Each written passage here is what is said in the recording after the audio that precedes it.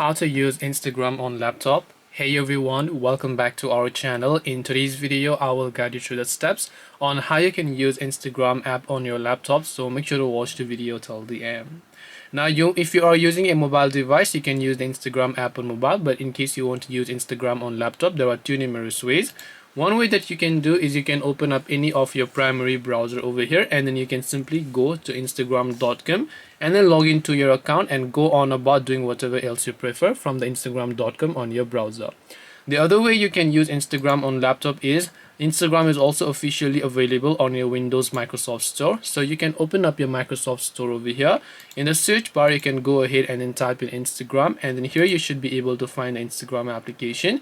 Make sure you install the Instagram app, and then you can go and open the Instagram application. From here on as well, you can go ahead and then simply make sure to log into your account, hit the login option, and then you'll be able to use Instagram on your laptop. This way you'll be able to use Instagram on laptop. Hope this video was very helpful. If you have got any more questions, feel free to leave them down. Thank you for watching and see you in the next video.